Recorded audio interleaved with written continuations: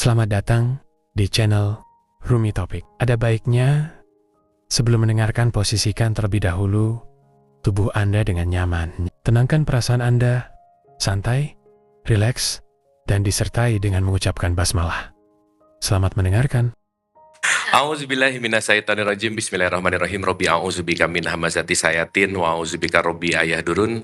Rabbi shrahli sadri wa yassirli amri wahlul 'uqdatam min lisani yafqahu qauli. Assalamualaikum warahmatullahi wabarakatuh. Alhamdulillahirabbil alamin, segala puja-puji milik Allah Subhanahu wa taala yang atas rahmat karunia kasih sayangnya.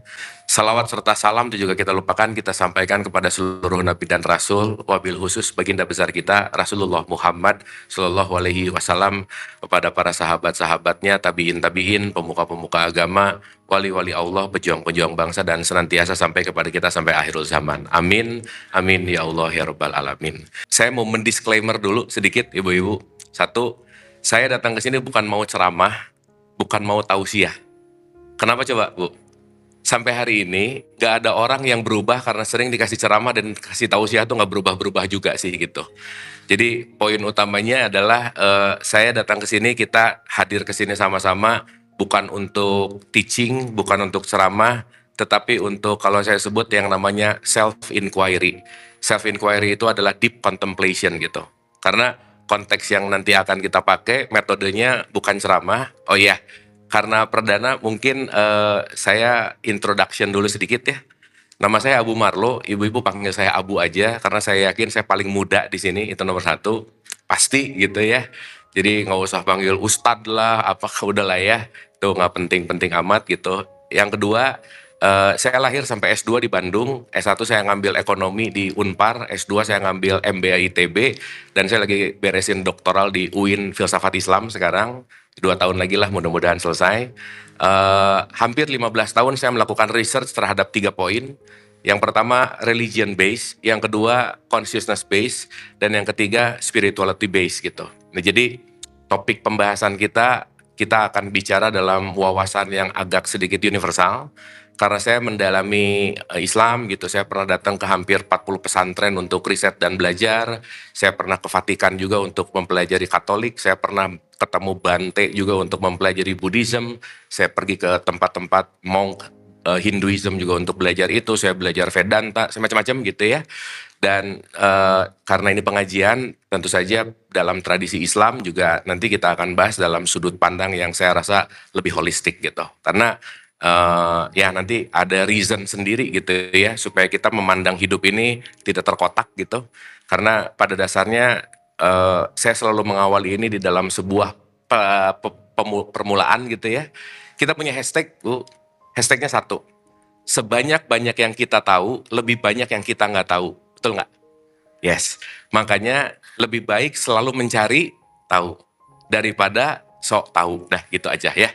Jadi intinya saya bukan mau teaching, sekali lagi saya rasa ibu-ibu pengalamannya jauh lebih dahsyat, pengetahuannya jauh lebih dahsyat, cuman ini hanya pemantik-pemantik. Saya cuman mau ngasih footnote sedikit, yang harapannya selesai dari pembelajaran ini ada something inside new, yang nanti itu bisa membuat apapun konteks dalam kehidupan ini lebih baik gitu. Setuju ibu-ibu? Setuju? Dan karena ini bukan ceramah, maka saya datang ke sini juga dalam rangka riset, dan yang pengen lebih banyak belajar tuh saya. Maka kalau saya datang ke sini saya yang pengen lebih banyak belajar, maka saya yang akan lebih banyak bertanya. Setuju? Kok diam gini ini? Setuju nggak ini? Nggak bisa nggak disetrap, Bu. Paling disuruh pulang aja ya. Ya, karena saya pengen tahu respon itu sesuatu hal yang sangat penting. Maaf ya, Indonesia tuh kecanduan ceramah, Bu. Ceramah tuh didongengin, nggak mikir. Muter dongeng, dogma, doktrin, perilaku nggak berubah. Dongengnya itu lagi, narasi yang sama gitu. Makanya kalau saya pinjam dalam bahasa Quran, kenapa sih Quran selalu bilang tatafakarun, takilun? Bu, ini pengajian namanya Al-Huda, betul? Al-Huda apa artinya, Bu? Gimana ini?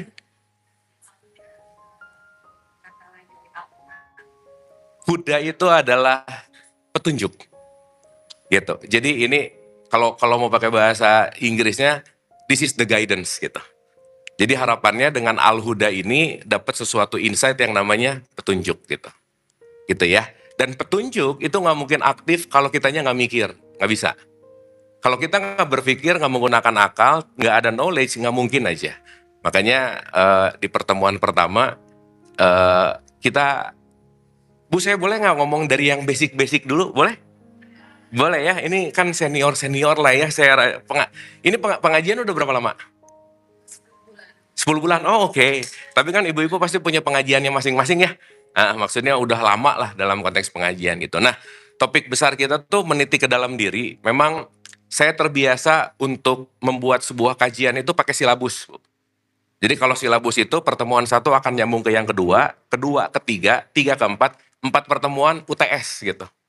Ya, ada ujiannya supaya ada evaluasi gitu. Supaya nanti nggak jadi PA pengajian abadi yang muter-muter itu mulu, hari ini bahas bulan depan lupa gitu. Jadi ada konteksnya, ada yang namanya strukturnya lah gitu kira-kira. Nah, hari ini karena perdana banget dan yang paling penting ibu-ibu jangan serius-serius amat ya. Ini mukanya kayak udah mau ujian ya. Kita pokoknya santai aja ya, nggak boleh serius. Mau cemil-cemil boleh, pokoknya take it easy, relax dan santai gitu. Setuju? Nah, supaya kita lebih santai dan relax, boleh kita hening dulu sebentar? Mari kita ber-Al-Fatihah dulu, khususon Al-Fatihah ini untuk ibu bapak kita tentu saja. Karena ibu bapak kita adalah sababiah yang menghadirkan kita datang ke semesta raya ini. Ibu bapak kita adalah manusia biasa yang pasti punya salah. Mari kita maafkan kesalahannya dan kita lestarikan kebaikannya. Dan kita ber-Al-Fatihah juga untuk siapapun yang terlebih dahulu meninggalkan kita. Dan siapapun yang sedang sakit dalam keadaan musibah. Wabil khusus, mari kita bermunajat juga agar khususon saat ini di sini kita belajar untuk dimudahkan dialirkan pengetahuan, kesadaran dan petunjuk. Pikirannya tidak terlalu sibuk, santai dan rileks, hening. Al-Hadiniyah, Al-Fatihah. Auzubillahi minasyaitonirrajim. Bismillah. Alhamdulillahirabbil alamin, arrahmanirrahim. Malik yaumiddin. Iyyaka na'budu wa iyyaka nasta'in, ihdinas siratal mustaqim. Siratal ladzina an'amta 'alaihim ghairil maghdubi 'alaihim waladdallin. Allahumma arini al-asya'a kama hiya. Amin, amin, amin, ya Allah, ya Rabbal alamin. Terima kasih, senantiasa lebih rileks, lebih santai, belajar dalam kondisi rileks itu jauh lebih oke, supaya pikiran kita nggak ada di depan masa lalu, nggak ada di belakang, di depan masa depan, di belakang masa lalu, supaya kita bisa hadir utuh di sini saat ini. Oke, saya mau menawarkan dua. Mau start dari statement saya atau mau start dari pertanyaan ibu-ibu? Mau yang mana dulu? Saya dulu yang memancing ya. Ya, berarti ibu-ibu malas mikir ya. Oke. Saya izin sekali lagi ibu-ibu, ini whiteboardnya kayak whiteboard TK lagi ya, nggak apa-apa ya. Ini kelihatan ya Bu ya? Oke, sip. Saya mau memulai dari satu perspektif dulu gitu. Karena ini opening, start. Nanti ujung-ujungnya kita akan berbicara tentang self. Atau inilah yang disebut dengan yang namanya diri.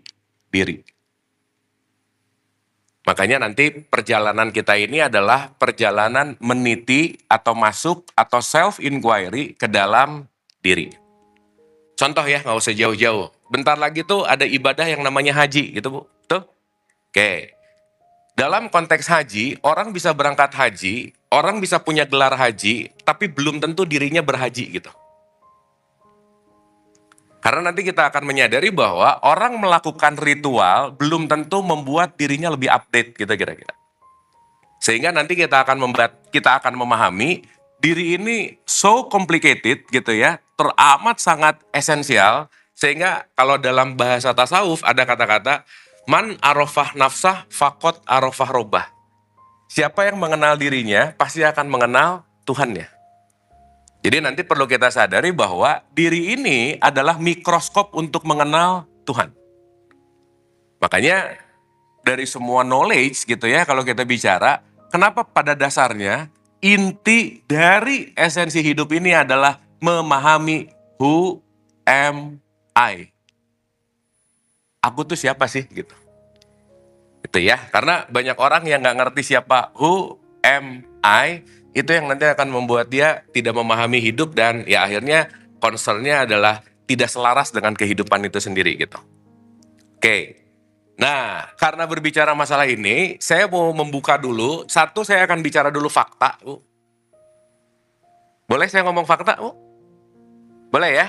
Ya, ngomong fakta tuh biasanya nggak enak sih gitu. Makanya hanya orang-orang yang siap untuk dengerin fakta.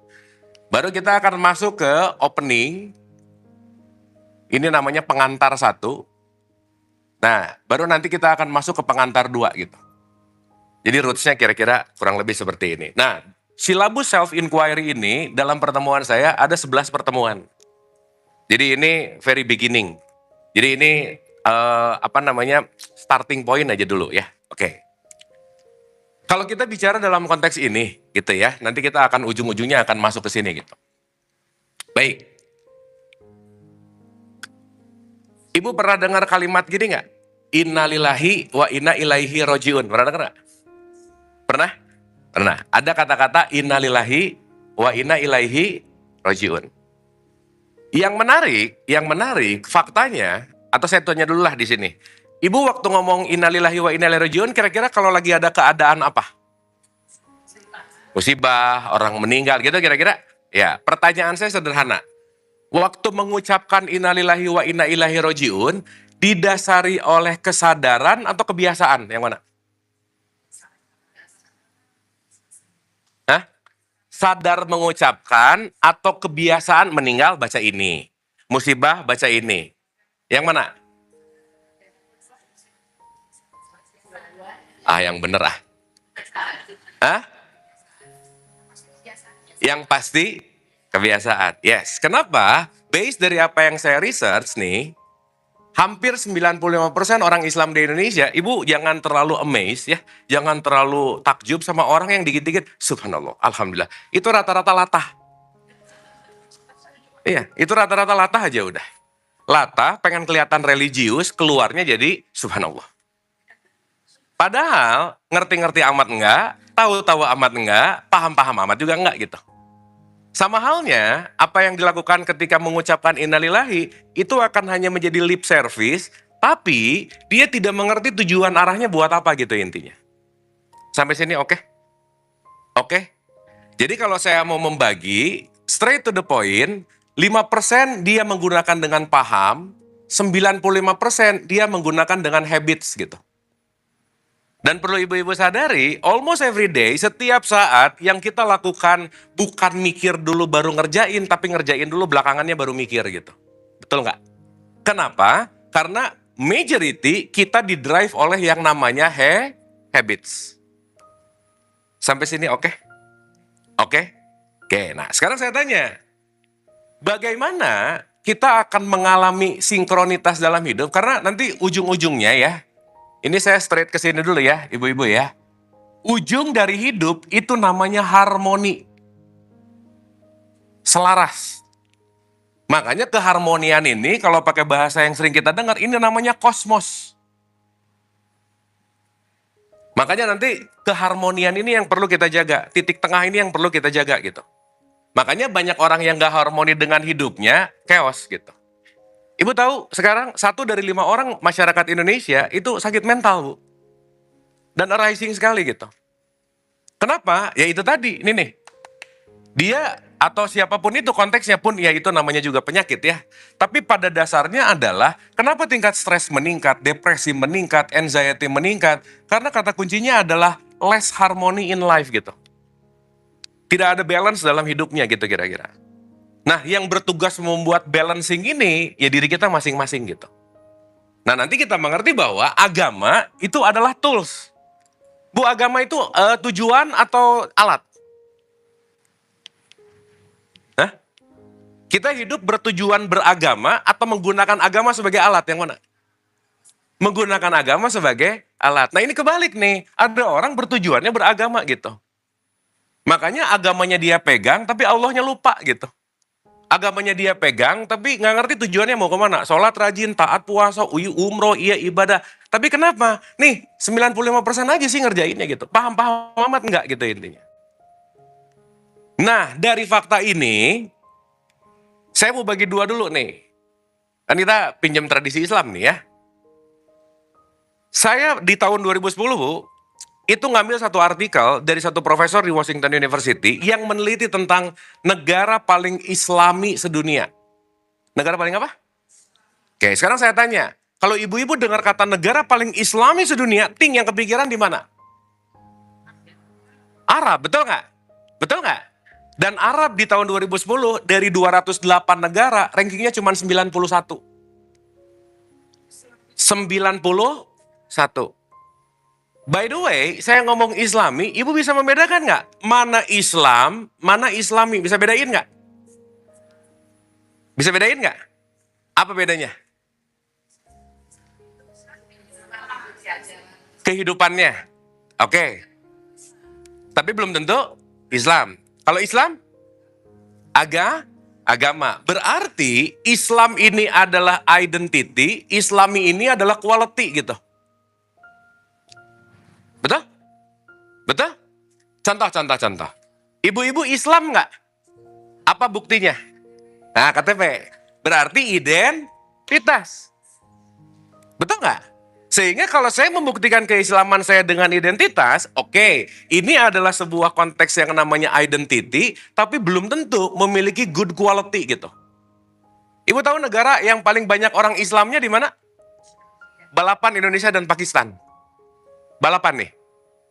Tapi let's say Indonesia aja. Sekarang saya tanya, kalau di satu negara orang Islamnya paling banyak, harusnya paling makmur nggak? Harusnya korupsi rendah atau tinggi? Harusnya kriminalitas rendah atau tinggi? Ada di satu negara, orang Islamnya banyak banget, tapi korupsinya juga banyak gitu. Hajinya banyak, yang umroh banyak, yang sholat rajin, masjid sampai triliunan, tapi tingkat kriminalnya juga tinggi gitu. Ada nggak? Di mana? Pakailah lagi ya, lah gitu, ngegas. Betul nggak? Betul nggak? Inilah nanti kalau dalam perspektif disebut namanya paradoks gitu.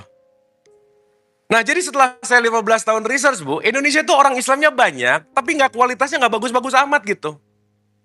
Jadi bangga dengan jumlah, tapi not in a good quality. Di tahun 2010, negara nomor 1 paling Islami di mana coba, Bu? New Zealand, itu nomor 1. 2022 pindah ke Denmark. 2024 pindah ke Irlandia. Dan negara-negara yang paling bahagia itu Skandinavian, Finlandia gitu. Negara-negara yang konteksnya Islam itu rankingnya nggak bagus-bagus amat gitu. Artinya saat agama menjadi identitas tapi tidak menjadi laku, itu tidak masuk kepada harmoni yang namanya kehidupan gitu. Jadi ada dikotomi antara religion sama hidup.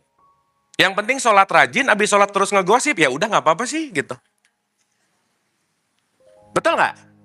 Satu, kita ngomong data ya. Indonesia itu negara nomor 2 paling religius sedunia. Nomor 2 loh. Dikit-dikit bawa Tuhan, dikit-dikit bawa Allah, dikit-dikit bawa Tuhan, dan seterusnya. Tapi paradoksnya, judul paling banyak juga di sini. Iya.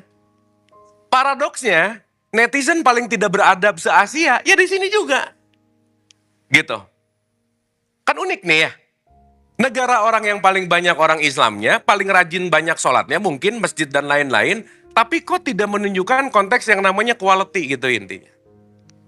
Ini kalau saya ngomongin fakta lebih banyak lagi, kita sampai asar nggak beres, Bu. Banyak banget lah fakta-faktanya.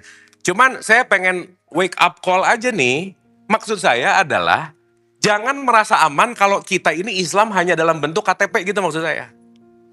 Karena KTP nggak menjamin apa-apa gitu. Karena KTP itu hanya sebagai konteks yang namanya identitas. Sampai sini oke? Oke nggak ini? Paham ya? Bisa dimengerti? Ya sekarang saya tanya, menurut ibu-ibu, kenapa kok Islam di kita kayak gitu? Kenapa? Why?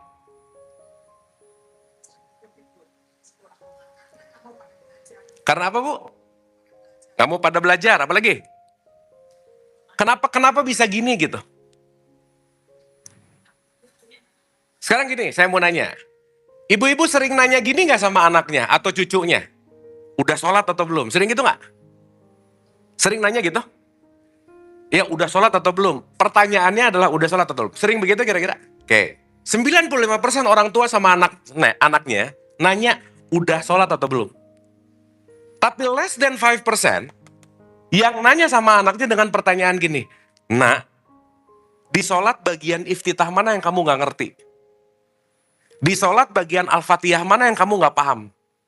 Di sholat bagian bacaan pendek mana yang kamu nggak ngerti? Nggak peduli orang tuanya. Yang penting gini, Assalamualaikum, beres. Gitu nggak, Bu, Pak? Pak, nggak ada bapak-bapak ya. Gitu nggak, Bu? Betul nggak? Berarti concern 95% datang dari konteks yang namanya ritual, tapi tidak masuk kepada konteks yang namanya spiritualnya.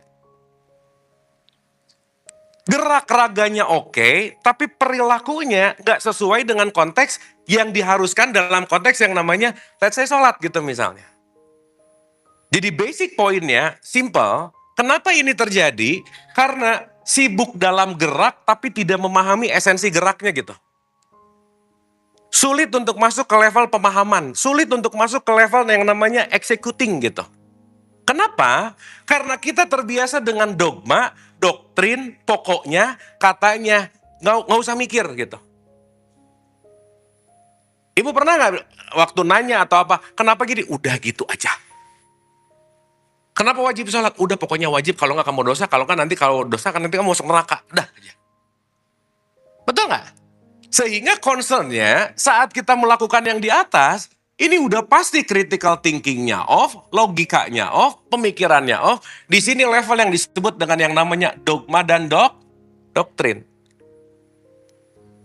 Nah, Quran sendiri kalau kita bicara dalam perspektif itu, kenapa sih satu alat yang dikasih sama Allah ke kita yang sangat useful, itulah yang disebut dengan yang namanya akal gitu. Yang jangan-jangan ininya nggak dipakai, ngikutin kebiasaan karena udah ngikutin semua yang kata-katanya itu soleh, solehah dan lain-lain, cukup, tapi tidak berdampak sama ini gitu. Sampai sini oke, Bu? Oke? Kejadian nggak ini kira-kira yang saya omongin? Kejadian, it's happening. Sampai sekarang. Nah, sekarang jadi apa nih? What to do kan, itu yang paling penting nih. Gimana kita transforming bukan cuman identity yang Islam, tetapi have a good quality Islam gitu. Sehingga kalau kita bicara dalam konteks religion sebagai tools, outputnya nanti ujung-ujungnya di sini ya, Bu. Ujung-ujung dari semua apapun konteks religion, ujungnya kalau dalam bahasa Quran itu namanya akhlak gitu. Perilaku. Sehingga kalau ritual sama perilakunya nggak selaras, agama sama perilakunya nggak selaras, berarti nggak harmoni gitu intinya. Maka maaf ya Bu, agama belum tentu membuat orang lebih baik. Orang jahat, orang beringas beragama bisa lebih beringas loh. Betul nggak? Menggunakan dalil agama untuk kepentingannya, menggunakan dalil agama untuk kemauannya dan seterusnya. Begitu nggak kira-kira? Yes. So maksud saya, ada satu step yang agak lebih esensial daripada religion. Konteksnya adalah understanding the real religion itu masuk kepada konteks yang namanya spirituality-nya gitu inti. Makanya kenapa tadi saya awali dengan kata-kata innalillahi wa inna ilaihi roji'un. Semua datang dari Allah dan akan kembali. How come kita bisa kembali kalau kita nggak ngerti apa-apa gitu kira-kira? Setuju Bu? Oke. Loh ibu-ibu diam-diam gini sih, oke nggak ini? Oh mencerna ya, oh ya, bagus ya, gitu ya dapat. Oke, Bu kalau di tengah-tengah ada yang nggak ngerti nggak paham, boleh tanya langsung ya. Pokoknya ibu jangan pura-pura ngerti aja, ya mending nanya, ya oke? Dah, nah ini faktanya dulu nih, yang lagi kita hadapi, oke? Yang lagi kita hadapi. Nah sekarang kita masuk nih ke opening state kita. Saya kasih contoh Bu. Segala sesuatu yang tercipta, diciptakan, ada goalsnya nggak? Tujuan nggak? Ada nggak? Ya dong, simpelnya gitu aja dulu. Yang ini agak ini Bu. Ya sih, bisa. Segala sesuatu yang diciptakan, pasti ada tujuan. Ya, ini FYI. Di dalam tradisi Quran, dalam tradisi Islam, pencipta namanya Khalik. Yang diciptakan namanya makhluk. Berarti Khalik menciptakan makhluk. Ada sesuatu nggak di situ, Bu? Ada main reasonnya nggak kira-kira? Iya dong. Makanya kalau ibu-ibu buka di surat 3 ayat 190, 191, di situ Quran ngomong, hadza batilan. Tidak ada yang sia-sia yang diciptakan oleh Allah. Nggak ada yang sia-sia. Semuanya pasti on purpose. Semuanya pasti ada goals-nya gitu. Sampai sini oke? Oke, kita dari basic dulu, Bu. Pertanyaan saya, kira-kira Allah nyiptain kita buat apa, Bu? Gimana, Bu? Oke, gini. Ada yang namanya visi, ada yang namanya misi. Ada big vision, ada daily routine mission gitu. Pertanyaan saya, visi besar Allah menciptakan kita apa sih? Kalau tadi untuk menyembah Allah visi atau misi?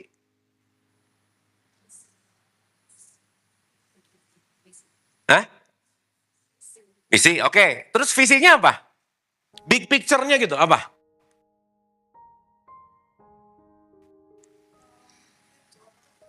Gini, sholat bagian dari penyembahan ke Allah nggak? Sholat itu visi atau misi? Misi. Haji? Misi. Umroh? Pengajian gini? Nah, tapi ada visionnya nggak? Ada dong. Maka ini akan jadi bridge, akan jadi jembatan untuk menuju kepada titik sampai gitu. Apa, Bu? Masuk surga, oke.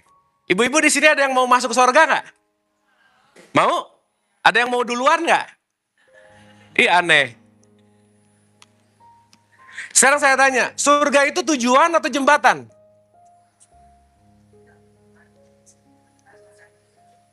Ini ya. Ibu kalau ada orang meninggal, di kalimat kata-kata orang yang meninggal ada kata-kata surga nggak? Tadi waktu ada orang meninggal, refleks ngomong apa tuh? Inna lillahi wa inna ilaihi. Semua berasal dari dan akan kembali ke. Nah, jadi kembalinya itu ke Allah atau ke surga? Nah, ayo gimana? Betul nggak? Oke, ulang ya, ulang. Ibu-ibu oke ini? Oke, sip. Ya, soalnya mendingan pelan-pelan gitu ya. Supaya, ini saya bisa cepetin beres 10 menit juga beres sih. Cuman poin pentingnya, jangan lupa Bu. Poin penting pembelajaran itu kita namanya self-inquiry. Kalau di 17-14 Quran ada kata-kata gini, ikro kita baka, bacalah dirimu. Jadi saat ibu-ibu belajar gini, yang dibaca bukan siapapun tapi diri sendiri. Maaf Ibu ya, ini majority pengajian, lupa lagi ngaji buat dirinya gitu. Misal, nanti bahas, jangan menggunjing, langsung kepikiran, iya bang, dia banget gitu. Jangan jadi orang pelit, jadi kepikiran tetangga, pelit banget tetangga saya. Padahal itu semua buat siapa? Aku. Makanya Bu, maaf ya, mau baca Quran, mau hataman, kalau nggak ada meaning for me, itu nothing juga sih. Jadi cuman bunyi, hatam, perilaku nggak berubah gitu. Kenapa? Karena tidak mendapatkan meaning untuk akunya gitu kira-kira. Setuju nggak? Clear? Jadi ibu-ibu lagi nonton saya, tapi ibu-ibu lagi mendalami dirinya gitu maksudnya. Oke? Dan kenapa saya banyak nanya? Supaya pikiran ibu nggak loncat depan, belakang. Saya nanya terus gitu. Karena ini muka-muka kayak merhatiin, nggak tahu isinya mikirin apa, belok ke sini, ini kemana gitu loh. Oh dengerin sip, ya oke. Makanya saya pancing pakai nanya gitu. Supaya ada anchoring lagi gitu. Supaya nanti apa? Pulang dari sini bukan get knowledge aja, tapi get inspiring gitu. Apa yang harus saya lakukan habis ini setelah saya tahu? Karena habis ini, reflectionnya adalah saya tahu kurangnya saya di mana dan saya mau memperbaiki itu gitu. Itu namanya taklim gitu loh Bu. Taklim itu kata dasarnya ilm. Bukan kumpulan ibu-ibu ngaji, bukan. Kumpulan orang-orang yang mau berilmu untuk get contemplating gitu. Dalam bahasa Arab nanti disebut ikro. Gitu kira-kira. Oke? Sip. Jadi visinya apa? Tadi sih paham gimana? Nah, mengenal diri visi atau misi? Misi. Surga juga misi lah sebenarnya. Ini saya mau ngomong dulu sedikit ya, supaya ibu paham dulu apa itu surga. Sekarang saya mau tanya. Kalau kata innalillahi wa inna ilaihi rajiun, dari Allah kembali ke Allah, itulah kenapa orang latah nggak ngerti isinya apa sih gitu. Karena kita datang dari sumber yang sama dan akan kembali ke sumber itu, returning. Berarti kata kuncinya kembali itu namanya adalah pulang. Kita simpel dulu itu. Berarti basic desainnya kehadiran kita ke sini disuruh pulang. Pulangnya ke sumber gitu kira-kira. Dalam tradisi ini, perspektif ini, pembahasan ini. Nanti ini kita dinamis gitu. Sampai sini oke? Oke? Berarti sumber kita sama nggak? Tempat pulangnya sama nggak? Semuanya gitu nggak? Kenapa pada berantem saya tanya? Sumber sama, tempat pulang sama, pada ribut, betul nggak? Berarti dia nggak kenal siapa sumbernya, nggak tahu mau kemana pulangnya gitu. Sampai sini oke Bu? Clear? Contoh, saya kasih contoh. Allah itu holik atau makhluk? Sip, mantap. Kalau di luar holik, di luar Allah namanya apa? Namanya makhluk. Karena kenapa? Diciptakan. Top. Sip? Sekarang saya tanya, kita mau kembali ke holik atau kembali ke makhluk? Kembali ke mana? Kunci jawabannya ya. Kunci ini. Lock. Ulang sekali lagi. Allah itu holik atau makhluk? Holik. Yang diciptakan Allah namanya? Berarti di luar Allah namanya? Sip. Kita mau kembali ke holik atau ke makhluk? Sip. Ke holik. Karena setiap yang meninggal dengan refleks innalillahi wa inna ilaihi rajiun. Dari holik kembali ke holik. Deal? Deal? Nggak diganti-ganti lagi? Dah, lock ya. Sekarang saya tanya, manusia kita holik apa makhluk? Sip. Tumbuhan? Sip. Papan tulis? Ulangi dulu. Ya, ulang. Nih, ulang. Ibu tuh mikir makhluk tuh jangan kayak yang tumbuhan itu. Ingat ini premisnya. Makhluk itu di luar Allah gitu. Bu, papan tulis yang nyiptain siapa? Manusia yang nyiptain siapa? Berarti kalau direct ini ujung-ujungnya ciptaan siapa? Nah gitu. Ya. Duh, Bu kita rada mundur dulu kalau gitu ya. Mundur dikit. Ulang ya, ulang. Pencipta siapa? Yang diciptakan? Oke. Berarti kalau makhluk ini di luar Allah yang diciptakan oleh Allah, ada nggak? Semuanya, maaf ya, semuanya penciptanya Allah nggak kira-kira? Iya, makanya di luar Allah semuanya apa? Oke, tes lagi. Manusia apa? Binatang, tumbuhan, ini, surga. Ya, surga apa? Kok Allah sih? Iya, surga itu makhluk atau holik? Holik. Ulangi lagi. Oh, ini nggak beres-beres nih urusan makhluk sama holik. Gimana?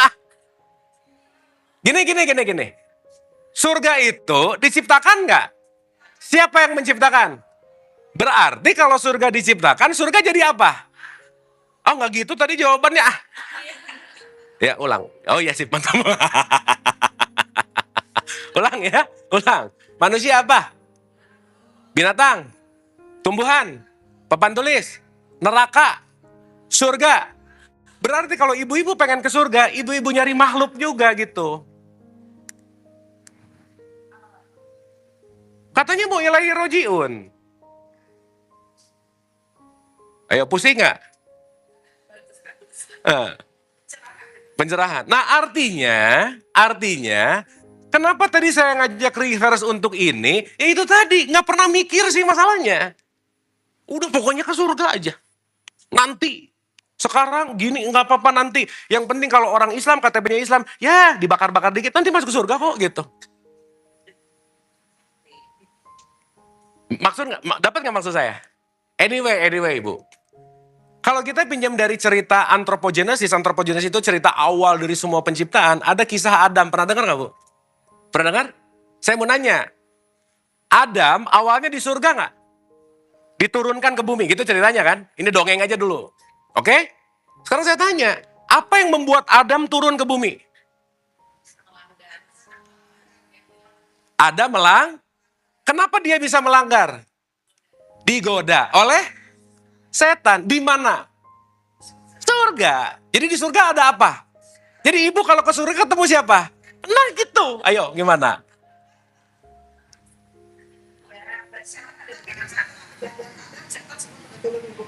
Iya, jadi kalau balik lagi ada juga nggak kira-kira? Loh, ibu tahu dari mana main nggak ada aja kayak udah. Ayo betul nggak? Nah ini maksud saya, saat terdoktrin-doktrin dengan narasi tanpa thinking, jadi belief system yang gini gitu. Tapi nggak apa-apa juga sih. Makanya, kenapa Quran selalu bilang, semua hikmah hanya akan diberikan kepada orang-orang yang mau berpikir. Berarti perlu questioning nggak? Iya dong. Perlu mempertanyakan nggak? Perlu dong. Makanya kenapa ada teaching gitu kira-kira. Gimana Bu?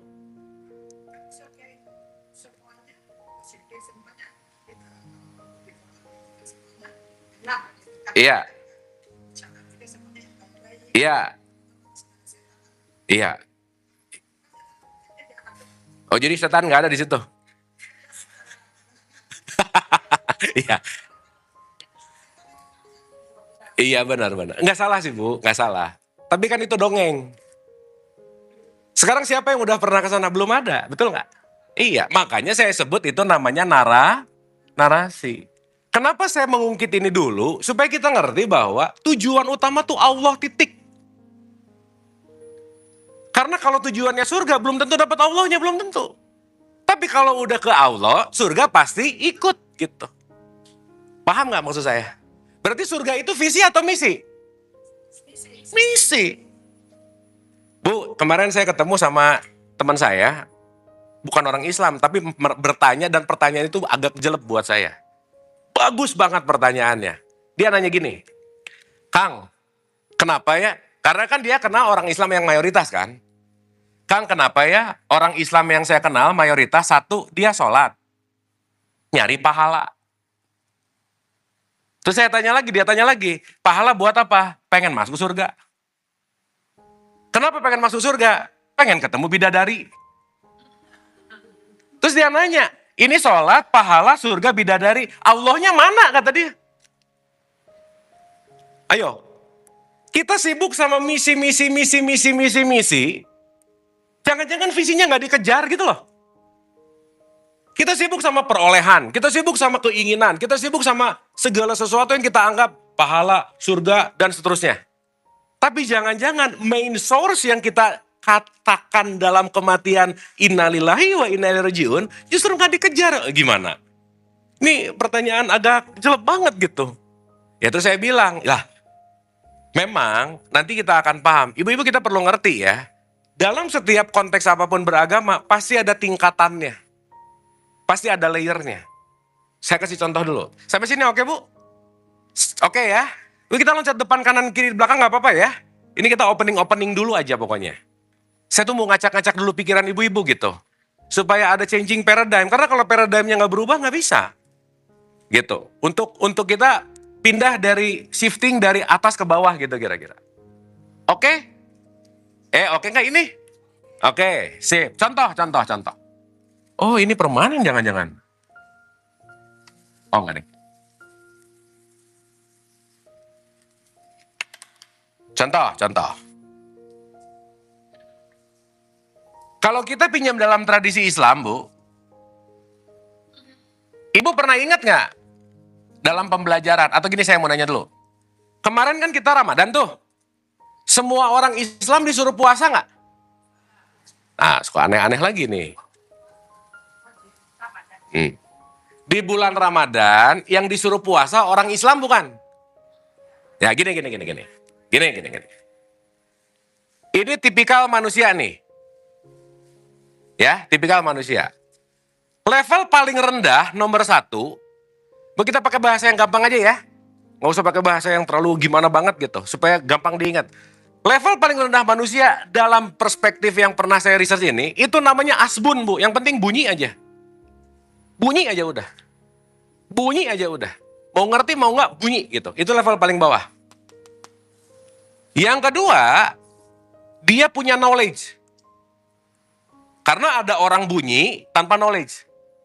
Makanya dalam penelitian psikologi, Bu, kalau orang suaranya makin kencang, knowledge-nya makin kecil biasanya. Orang less knowledge makin berisik aja udah. Contoh nih ya, ini kalau saya minum sampai habis, dibuka, begitu botolnya dipencet, akan bunyi. Gitu nggak kira-kira? Semakin kosong, semakin berisik, udah gitu aja. Oke? Makanya less knowledge, pasti ininya, wah, koar-koar gitu. Oke. Yang ketiga, itu namanya adalah understanding atau paham. Jadi nomor 1 adalah bunyi, knowledge, paham. Yang keempat, ini yang paling esensial. Ini paham ya, understanding ya. Yang keempat, itu namanya sadar. Jadi ada yang cuman bunyi, ada yang tahu apa yang dibunyikan, ada yang paham apa yang dibunyikan, ada yang sadar apa yang dibunyikan. Sekarang saya tanya, merubah perilaku orang itu di level 1, 2, 3, atau 4? Yang mana? 4 udah pasti. Contoh, saya kasih contoh. Ibu-ibu suka hataman nggak? Suka? Berapa persen dari ayat yang ibu baca di hataman, ibu paham isinya? Sedikit. Betul? Sekarang saya tanya, saat baca Quran, baca buku Quran, gak dapat pemahamannya, bisa teraplikasi gak kira-kira? Gak bisa. Tapi yang lucu beres hataman, alhamdulillah, aduh solehah banget misalnya. Aku udah hatam, misalnya. Padahal jangan-jangan hatamnya baru di level 1 gitu. Pengetahuannya gak tahu, paham enggak, apalagi sadar. Kenapa coba? Karena ada satu narasi, kalau kamu rajin baca Quran, banyak pahala. Jadi ngumpulin pahala, tapi nggak ngerti, ujung-ujungnya akhlak tidak membaik. Pertanyaan besarnya, bagaimana ini akan harmoni dalam hidup gitu kira-kira? Betul nggak, Bu? Oke sampai sini? Nah. Tadi balik dulu ke pertanyaan saya nih. Semua orang Islam di bulan Ramadan disuruh puasa nggak? Hah? Semua? Deal? Yuk. Ya sakit tua boleh lah. Nih, Quran ngomong, ya ayyuhalladzina amanu kutiba alaikumus. Ibu pernah dengar ayat itu nggak? Sering dengar ayat itu nggak? Tahu ayat itu nggak? Apa isinya? Hai orang-orang yang beriman. Di situ kalimatnya, hai orang-orang yang Islam atau yang beriman. Jadi yang disuruh puasa yang iman atau yang Islam? Ayo. Betul? Berarti orang Islam belum tentu orang iman. Terserah. Boleh. Nah, benar Bu. Maksudnya saat yang disuruh puasa itu adalah bukan yang di level 1. Kenapa? Karena orang beriman pasti dia ngerjain. Nomor 1 ada pengetahuan. Nomor 2 pakai kesadaran. Pasti ngerjainnya menggunakan consciousness gitu. Paham gak maksud saya? Makanya dalam level tradisi Islam, ada iman, tertingginya namanya ihsan. Contoh. Gini aja. Ini belum beres nih tadi ya, tapi nggak apa-apa ya. Kita belok-belok dulu. Bu, sholat wajib nggak? Kenapa? Nah, itu kalau udah perintah apa, itu udah basic di sini nih. Reasoningnya, apa yang menyebabkan sholat itu wajib? Saya mau nanya.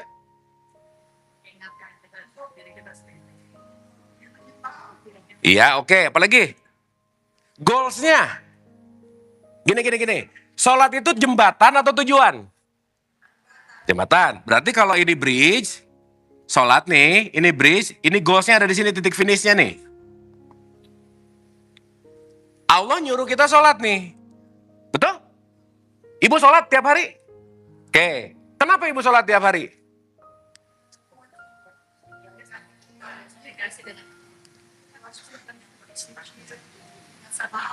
Ayo. Bu, kalau ibu hataman surat Al-Baqarah kebaca nggak? Kebaca atau masa nggak kebaca?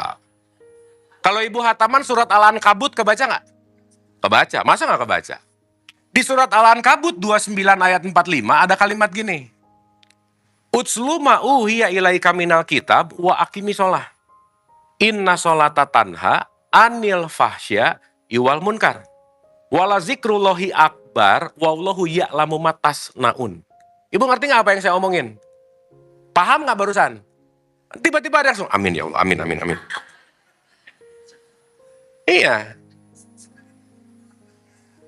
Anyway Bu, maaf ya, ini juga fakta nih.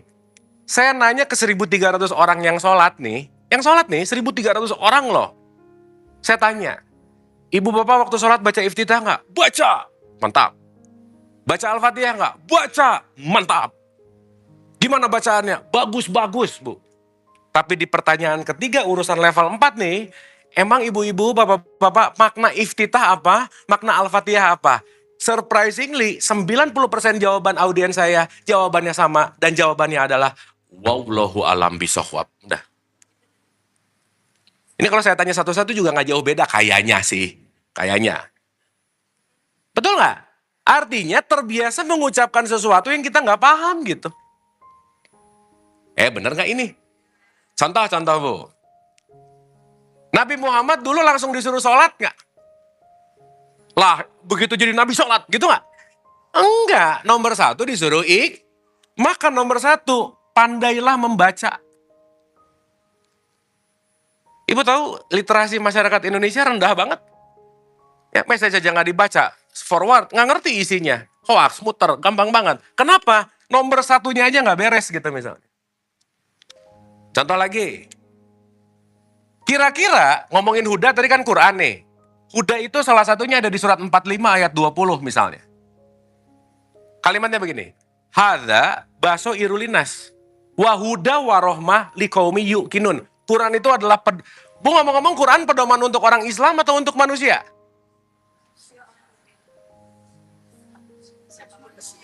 Nas atau Muslim? Nas, berarti Quran ini universal nggak? Yes, berarti konteksnya ini untuk manusia. Pertanyaannya, kalau Quran ini adalah the guidance, pedoman, cukup nggak hanya dibaca?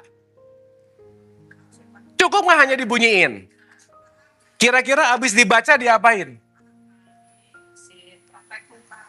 Wah, kan abis baca langsung paham kan nggak mungkin. Nah, nomor 2, namanya tadarus. Ibu pernah dengar tadarus? Apa tadarus? Bukan, tadarus itu artinya dipelajari. Makanya di surat 3 ayat 79 kalimat terakhirnya ada kata-kata wabima kuntum tadrusun, agar kamu mempelajari. Sekarang orang tadarusan mempelajari atau bunyi cepet-cepet pengen hatam? Iya, ngikutin siapa? Narasi. Kebiasaan. Jadi setelah direnung-renung Bu, yang lebih sering mana sih? Membiasakan kebenaran atau membenarkan kebiasaan? Yang udah biasa, terasa benar. Apalagi dikerjainnya sama mayoritas, kelihatan benar aja semua. Betul nggak nih? Oke nggak ini? Jadi Quran nomor 1 perlu diapain? Ya nomor paling 1 sih dibeli dulu Bu ya, kalau nggak punya, beli dulu. Dibaca, cukup nggak? Habis dibaca diapain? Nah kita lagi ngapain sekarang? Ini tadarus nih. Setuju? Habis dipelajari diapain? Habis tadarus. Kan ada di Quran juga kan? Ibu kalau hataman surat Yusuf kebaca nggak? Iya, apalagi ayat-ayat nomor 2, nomor 3 awal-awal, betul? Di surat Yusuf ada kalimat gini. Alif lam ro tilka ayatul kitabil mubin inna angzalnahu qur'anan arabiyyal la'alakum takun membuat tadi puasa, ini takkilun. Nah, ini supaya paham. Nah. Jadi paham perlu nggak? Paham perlu nggak? Sekarang saya tanya, mungkin nggak baca, tidak dipelajari, jadi paham mungkin nggak? Contoh. Ibu-ibu suka masak pakai resep nggak? Oke. Waktu ibu-ibu masak pakai resep, resep itu guidance untuk dilakukan atau untuk dibaca? Dilakukan. Ibu-ibu beli resep pisang goreng, tiap hari ibu baca. Pisang, terigu, gula, telur. Pisang, terigu, gula, telur. Pisang goreng jadi nggak? Ya nggak jadilah orang dibacain mulu. Mesti maka setelah paham, baru amalkan. Pertanyaannya gimana mengamalkan kalau nggak paham? Gimana mau paham nggak pernah dipelajari? Gimana dipelajari nggak pernah Nah, di masyarakat kita stuck di nomor 1, hatam. Ngerasa soleh-solehah gitu loh, Bu. Kamu udah juz berapa? Gitu misalnya. Bagus sih, nggak salah. Tapi perintahnya Allah di Quran, konteksnya, intinya adalah bukan urusan masalah bukan urusan masalah hatam, tapi kamu paham atau tidak gitu. Setuju, Bu? Setuju? Jadi pulang dari sini ibu-ibu Qurannya hatam atau paham? Dua-duanya tetap. Hatam jangan dihilangin. Itu suka aneh-aneh. Tetap hatam aja. Tapi plus paham. Baru terakhir kalau udah diamalkan, siarkan. Jadi ini kalau saya pakai rumus namanya rumus 5M. Membaca, mempelajari, memahami, mengamalkan, mensiarkan. Siarkanlah sesuatu yang udah kamu kerjain. Jangan mensiarkan sesuatu yang kamu gak kerjain. Kenapa? Karena waktu kita mensiarkan sesuatu yang tidak kita kerjakan, gak ada powernya gitu. Contoh, ini ibu-ibu biasanya ke anaknya ngomong, nah kamu tuh sabar dong. Nyuruh anaknya sabar sambil marah-marah, aneh banget. Betul gak? Iya, makanya kenapa siarkan itu nomor terakhir, karena kenapa? Mensiarkan adalah menyampaikan apa yang kamu sudah amalkan gitu kira-kira. Setuju, Bu? Setuju nggak? Oke. Jadi ngerti nggak kenapa si negara paling Islam ini nggak jadi negara paling Islami? Ya stuck di level 1 mulu masalahnya. Yang dilombain sekarang apa? Bunyinya. Indah suaranya gitu. Wih bagus gitu suaranya. Paham? Belum tentu gitu. Betul nggak? Oke, saya balik nih. Jadi sholat, jembatan atau titik sampai? Titik sampainya apa? Itu di kejauhan. Ini yang sekarang aja nih. Inna sholata tanha anil fahsya iwal munkar. Sholatmu itu mencegah perbuatan keji dan udah itu aja, Bu. Menjaga. Berarti sholat itu adalah kegiatan preventif supaya kejinya turun, munkarnya tuh. Sekarang saya tanya, orang yang sholat kejinya turun dan munkarnya turun kira-kira di level asbun atau level sadar? Sadar lah. Ibu-ibu kalau sholat sadar nggak? Bu, lawan kata sadar apa ya? Lawan kata sadar? Bukan, mabuk. Iya, makanya kalau dia lagi mabuk berarti lagi tidak. Ibu sholat, kebanyakan sadar, kebanyakan mabuk. Benar? Contoh, saya kasih contoh. Contoh nih, saya kasih contoh. Aduh, udah jam 11 aja nih. Contoh. Bu ngegosip ya, maaf ya. Keji nggak? Ngegosip keji nggak? Keji lah ngomongin kejelekan orang. Fitnah lagi, betul nggak? Sekarang saya tanya, ada nggak orang yang rajin sholat tapi rajin ngegosip?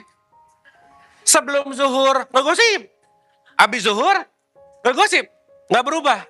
Berarti sholatnya tidak merubah dia, tetap ngegosip. Berarti dia lagi sadar atau mabuk? Mabuk lah. Bu, maaf ya, maaf aja. Maaf banget. Ada nggak orang yang rajin sholat tapi korupsi? Jangan banyak, nggak enak, ada aja, ada. Sadar atau mabuk? Nah gitu. Makanya Quran ngomong, janganlah kamu sholat dalam keadaan, kenapa bisa mabuk coba? Iftitah nggak ngerti, Al-Fatihah nggak ngerti, bacaan pendeknya nggak ngerti, kenapa harus gini, kenapa di sini, kenapa ruku, kenapa sujud, kenapa gini, nggak ada yang ngerti bu, yang penting belum, dah aja. Kenapa? Wudunya nggak ngerti. Jadi semua hanya dilakukan dalam bentuk yang namanya ritual. Tapi jumlahnya banyak, ngerasa, waduh, ini jumlahnya oke banget gitu. Padahal belum tentu kualitasnya bagus. Dan ciri orang yang paling mabuk waktu sholat simpel bu. Allahu Akbar. Rakaat 2, rakaat 3, udah pasti mabuk aja. Fix gitu. Ini sholatnya aja nggak khusyuk. Betul kak? Kenapa? Kita kebanyakan disuruh sholat tapi nggak pernah ada yang ngajarin khusyuk masalahnya.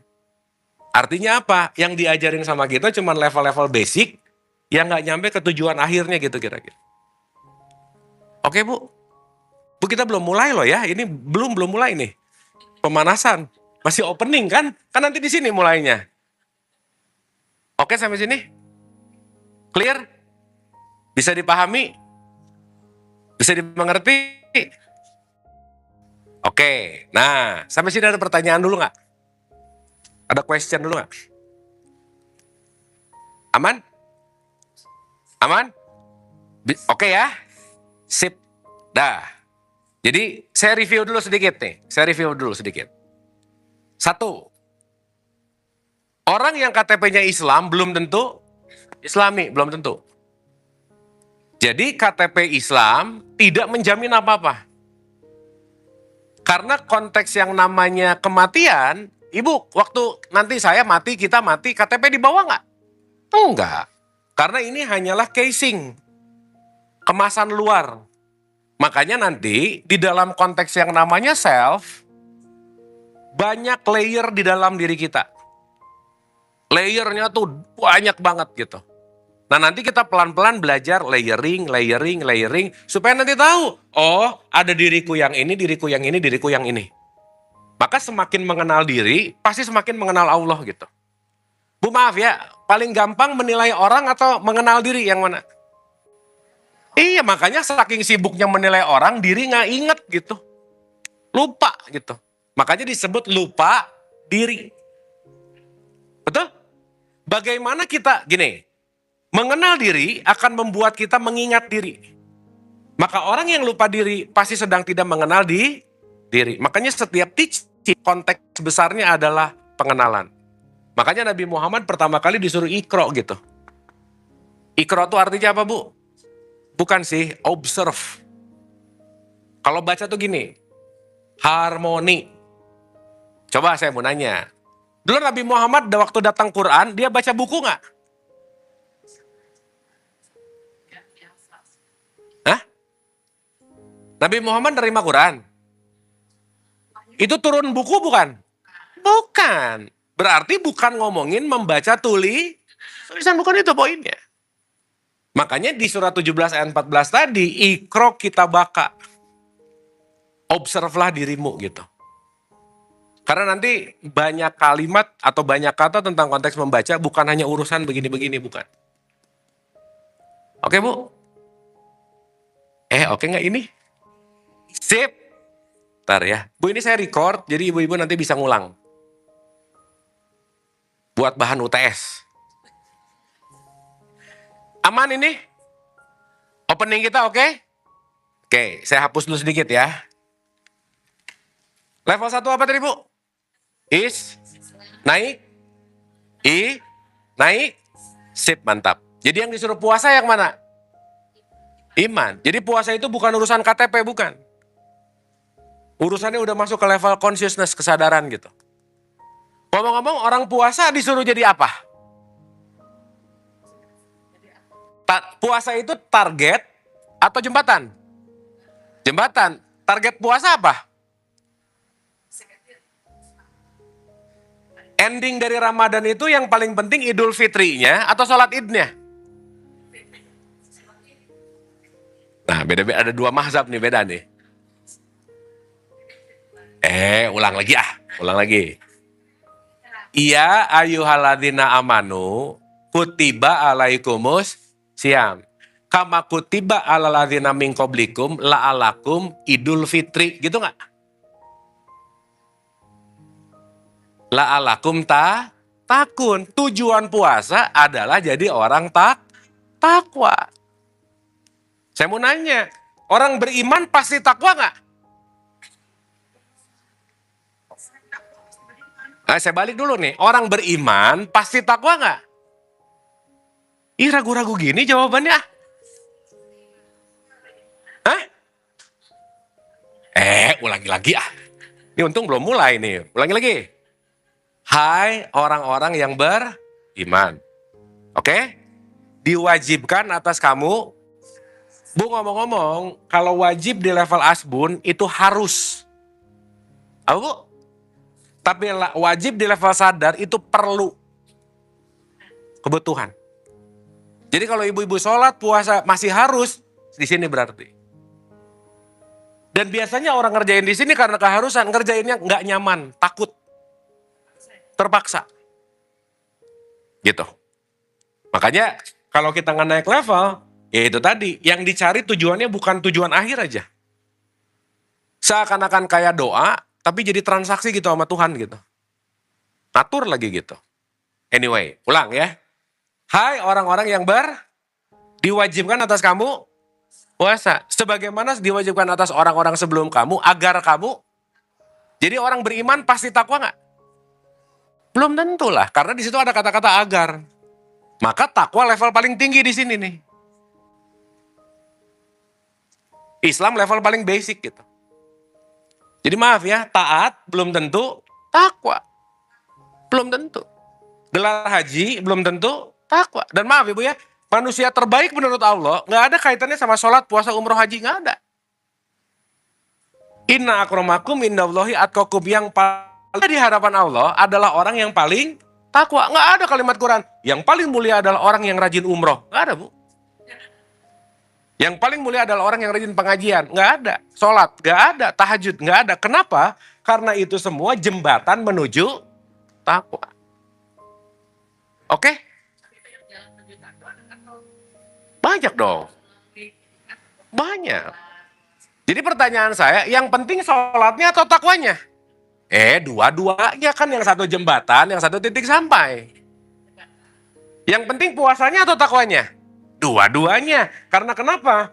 Puasa adalah jembatan, takwa itu adalah titik sampai. Nggak mungkin ke level takwa kalau tidak ada jembatan, sholat, puasa, dan seterusnya gitu. Berarti sholat tujuan bukan? Bukan. Sekarang ada orang sholat ngerasa udah soleh. Belum. Bu maaf ya, rajin sholat 5 waktu, belum prestasi di hadapan Allah. Setelah sholat jadi orang takwa, orang yang berakhlak baik itu prestasinya. Rajin sholat tetap ngegosip, nggak prestasi.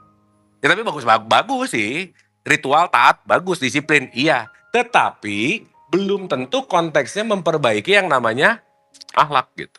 Makanya di Quran ada kata-kata gini nggak? Fawailul lil musholin. Ada kata-kata gitu? Apa artinya? Celakalah orang yang sholat. Rajin gini, tapi akhlak nggak berubah gitu. Jadi yang penting sholatnya atau akhlaknya? Dua-duanya. Kan sholat jembatan, ini akhirnya gitu. Bisa jadi. Macam-macam. Bisa banget. Makanya perintahnya Allah, tidak usah menilai.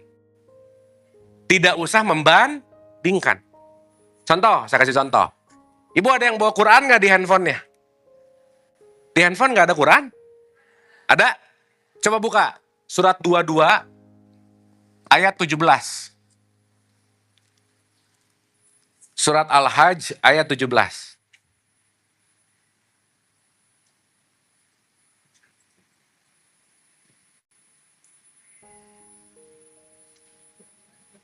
Dua 17.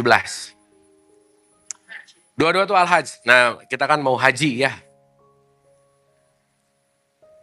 Surat nomor ayat 17.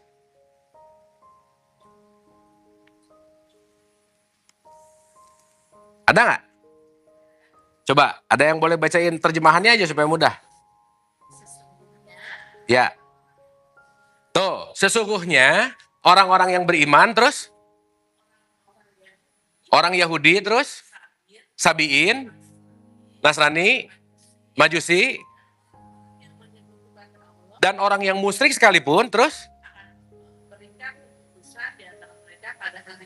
keputusannya siapa yang milih? Keputusannya siapa yang menentukan? Pada hari apa? Iya, udah kita nggak usah rese sama siapa-siapa gitu loh, Bu. Ya, lanjut.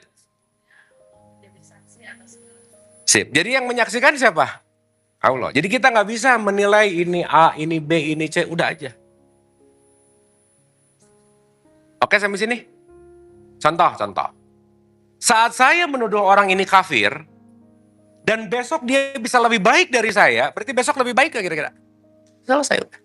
Makanya Allah bilang, udahlah, concernnya kamu gak usah menilai ke siapa-siapa, intinya adalah ke dalam dirimu. Makanya pembahasan kita meniti ke diri gitu. Sampai sini Bu? Maaf nih. Orang yang KTP-nya Islam pasti Islami nggak? Tapi saya balik nih. KTP-nya tidak Islam tapi bisa Islami nggak? Ya udah selesai. Perilaku. Jadi yang menyelamatkan KTP atau perilaku? Makanya concernnya Allah iman di situ. Bukan religionnya gitu. Makanya tadi saya bilang agama Islam belum aman. Sebelum menjadi Islami. Oke sampai sini? Oke nggak ini? Clear? Sip? Baru kita mulai. Dah ya.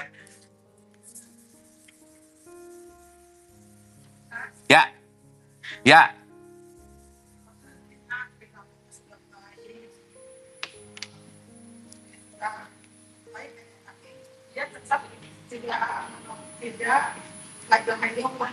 Tadi jawabannya. Urusan Tuhan. Itu tadi kan bilang. Betul? Tambah lagi. 16 atau 25 coba buka. 16. Surat 16 ayat 125. 16 125 itu adalah 3 ayat terakhir sebelum Al-Isra. Jadi kalau mau nyari Al-Isra ke atas 3 ayat bagus. Lebah betul Bu. B. Yes.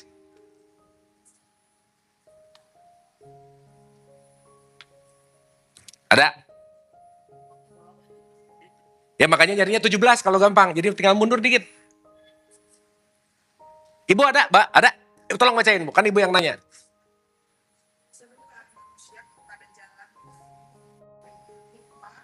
Dan pelajaran yang baik, dan bantahlah mereka dengan cara yang baik. Sesungguhnya Tuhanmu dialah yang lebih mengetahui tentang siapa yang tersesat di jalannya, dan dialah yang lebih mengetahui orang-orang yang mendapat petunjuk. Betul nggak Bu? Dialah yang mengetahui siapa yang tersesat dan dialah yang mengetahui siapa yang dapat petunjuk. Kita tahu dari mana orang ini tersesat atau dapat petunjuk? Haknya siapa Bu? Udah selesai.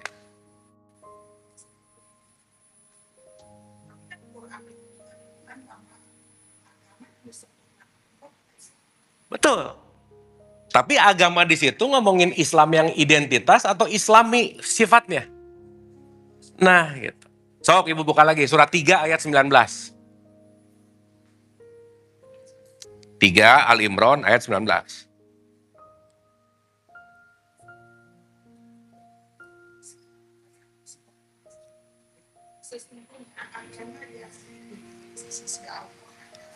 Betul Bu? Tapi ada yang gimana nih? Lanjut.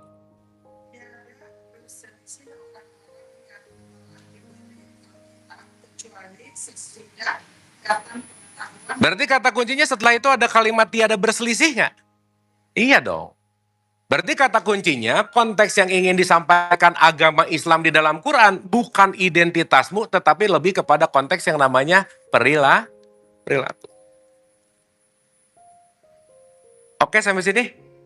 Contoh, saya kasih contoh.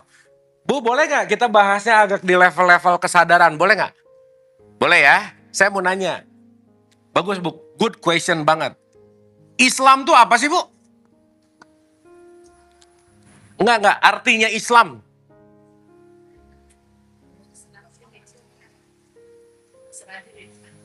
Coba buka surat 4 ayat 125 silakan. Surat An-Nisa ayat 125.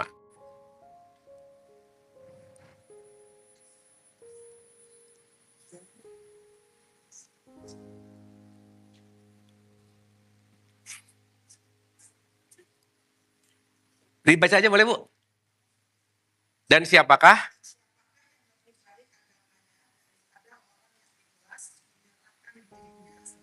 Oke, ikhlas menyerahkan dirinya kepada Allah. Di situ ada kata-kata waman ahsanuddin miman aslam. Betul nggak? Berarti Islam artinya kalau pakai bahasa gampangnya disebut total surrender. Menyerah. Sekarang saya tanya, Allah punya sifat welas asih nggak? Berarti kalau orang yang berserah sifatnya Allah akan hidup di dalam dirinya nggak? Maka output orang Islam itu artinya kedamaian gitu. Makanya disebut salam. Contoh. Nih ya, bedanya level asbun sama level sadar nih. Bu kalau mau masuk ke rumah orang gini nggak? Assalamualaikum gitu. Itu kan bukan password masuk rumah, bukan. Tapi kesadaranku, saya datang membawa damai. Dibalas, waalaikum, saya pun menerima dengan damai. Kira-kira itu untuk konteks membuat ini lebih baik nggak akhlaknya? Tapi buat yang asbun, boro-boro ingat damai atau nggak, yang penting kalau masuk, Assalamualaikum, Waalaikumsalam, udah aja. Betul nggak?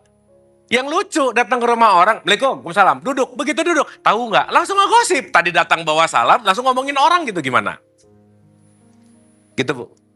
Jadi nanti kita perlu merekonfigurasi apa itu agama sebagai din, apa itu Islam, apa itu semuanya. Karena ya itu tadi, rata-rata yang nyampe ke kita, narasi tanpa berpikir gitu kira-kira.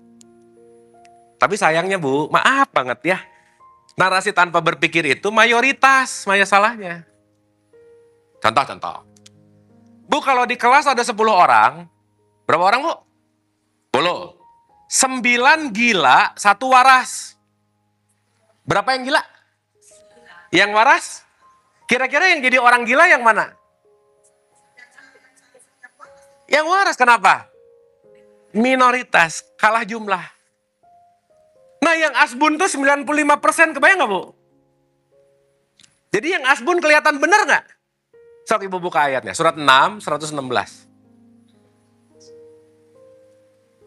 Surat 6, Al-An'am 116.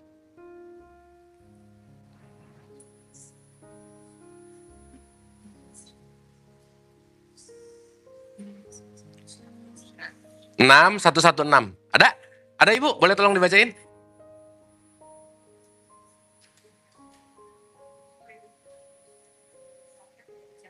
Mengikuti mayoritas manusia dapat menyesatkan dari jangan Allah. Terus? Karena yang ada hanyalah persangkaan dan dugaan. Dan mereka disesatkan karena kenapa? Pokoknya katanya. Tapi karena mayoritas kelihatan benar. Betul nggak Bu? Iya. Ibu pernah tahu doanya para sahabat Rasul nggak? Ada satu doa yang sahabat-sahabat Rasul selalu bicara gini. Ya Allah, masukkanlah kami kepada kelompok yang sedikit. Artinya apa? Jangan terjebak dengan yang namanya Contoh tadi, mayoritas nyari surga. Tapi yang minority pasti nyari Allah. Tapi karena ini kebanyakan, surga lebih laku daripada Allahnya sendiri. Coba gimana? Tergantung dari narasinya gitu. Oke Bu. Oke nggak ini? Makanya Bu, syarat belajar emang harus kosong dulu aja. Karena kalau nggak kosong, lepasin dulu pengetahuan yang udah ada, keyakinan yang udah ada, lepasin aja dulu. Karena belum tentu yang ibu-ibu yakini benar. Belum tentu. Karena ingat, semua konteks yang namanya knowledge dinamis. Pengetahuan kita benar siang ini bisa expired besok pagi gitu. Makanya kata kuncinya, hidup itu soul, Bu. The school of life. Setiap jam adalah jam pelajaran, setiap tempat adalah tempat belajar, dan siapapun yang datang ke kita pasti mau ngasih pelajaran gitu kira-kira. Setuju? Oke? Ya. Betul.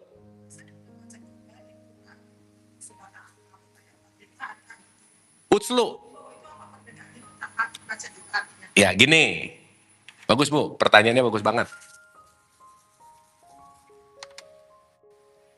96 ayat 1, 29 ayat 45. Dua-duanya dalam translate bahasa Indonesia baca. Oke? Di 96 bahasanya Iqra bismi robika. Di 2945 bahasanya utslu. Dua-duanya baca. Saya sederhanakan aja ya, nanti ini kita bahas agak lebih detail. Ayat-ayat Allah itu ada ayat-ayat kauniyah dan kauliyah, Bu.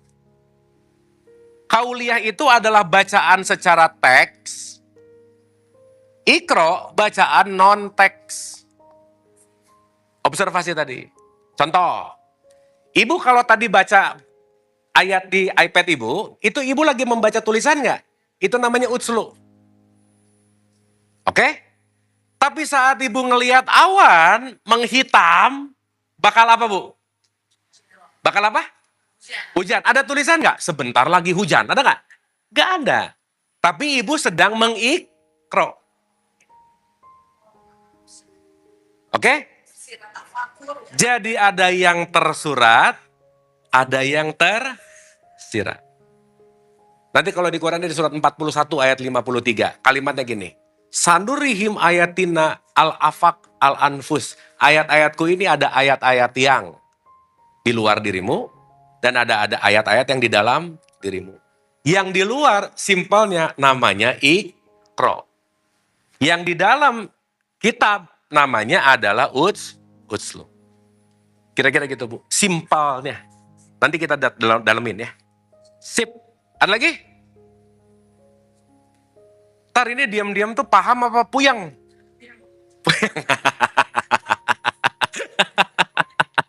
Oke, Bu ya. Oke, hari ini nggak apa-apa ya, kita pemanasan gini dulu nggak apa-apa ya. Supaya refresh dulu gitu. Terakhir aja ya, ini simple. Ini kita belum masuk kedua sih, tapi ya udah.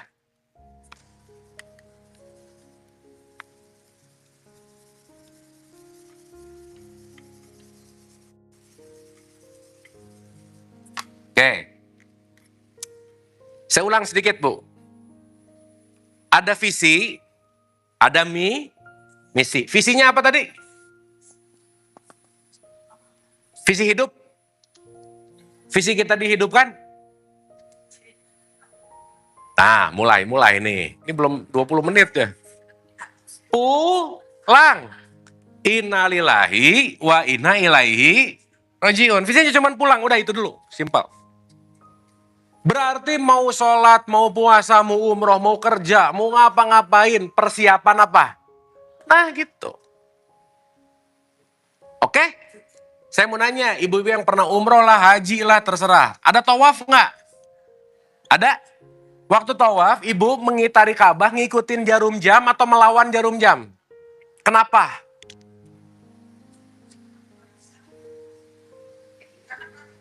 Iya, peraturannya pasti. Pasti. Nah itu jawaban mayoritas, Bu. Bukan, diingatkan supaya kita pulang.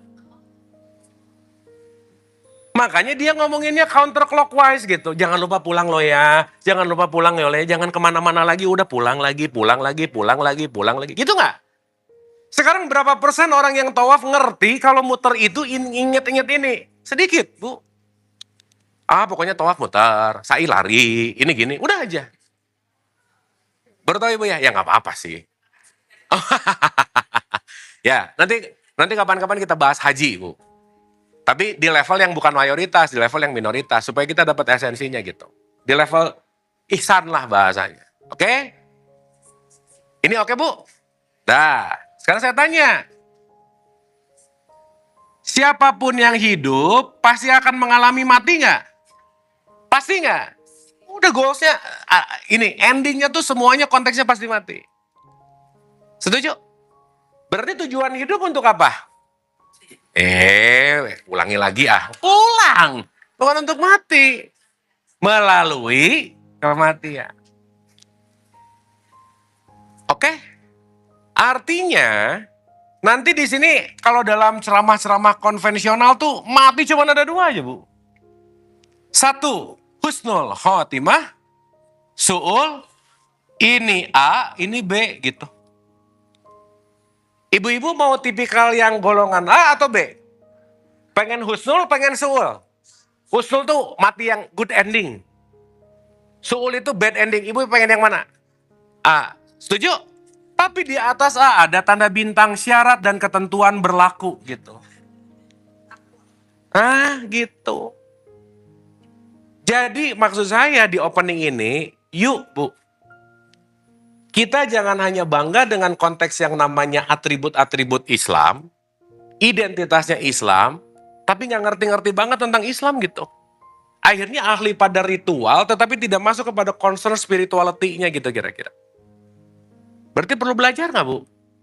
Iya, makanya belajarnya jangan bunyi mulu gitu. Tapi yuk kita kaji.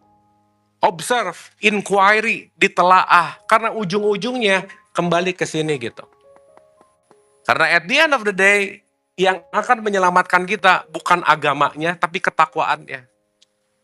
Saat beragama tapi tidak takwa, ya nggak nyampe juga. Kenapa? Karena Allah di dalam Al-Quran selalu mengatakan, Inna akramakum indaullahi atqakum. Yang paling mulia adalah orang yang paling takwa. Nanti kapan-kapan kita bahas takwa itu apa, gimana, dan seterusnya gitu.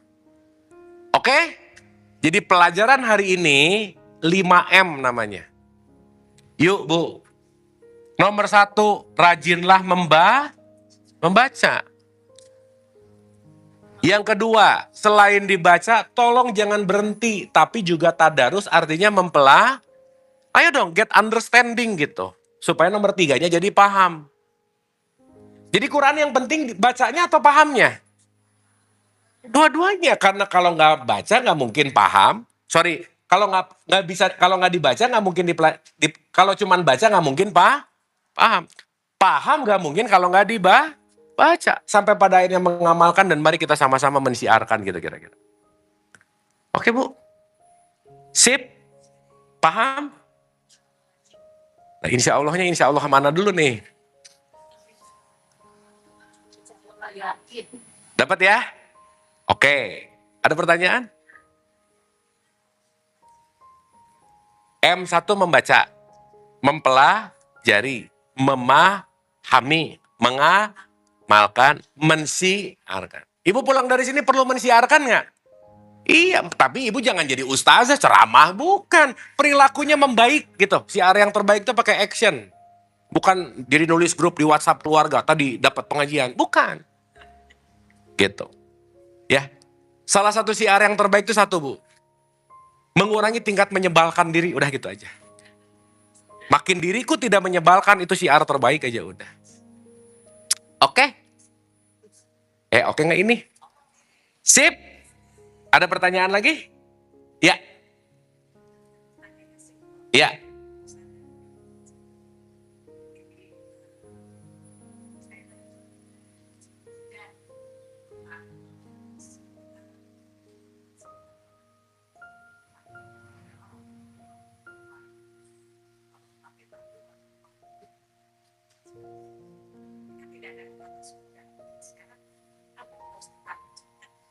Sama aja nggak apa-apa Bu.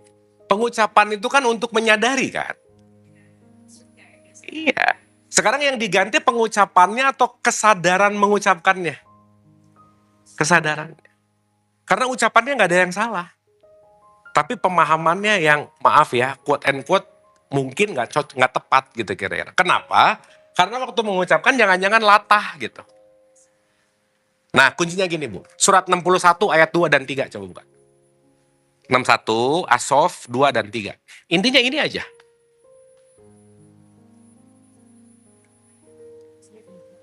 (61) As-Sof ayat 2 dan 3. Boleh dibaca Bu? Wahai orang-orang yang beriman, mengapa? Dah, kuncinya ini aja Bu. Jangan sampai kita ngomong sesuatu nggak dikerjain, udah itu aja. Betul nggak?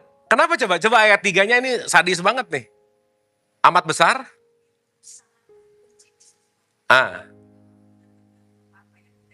Sip, berarti Allah paling gak suka sama orang yang tidak walk the talk gitu.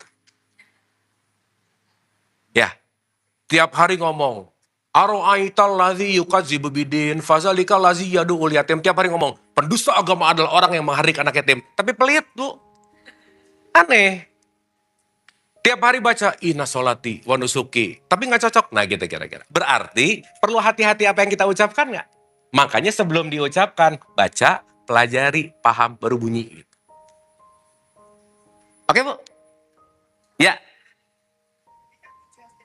Biasanya kan kita sebagai Ya. tujuannya itu Allah Betul.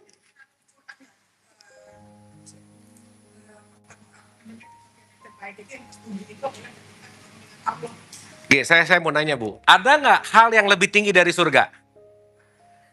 Surat 9 ayat 72, coba buka. 9 atau ubah ayat 72.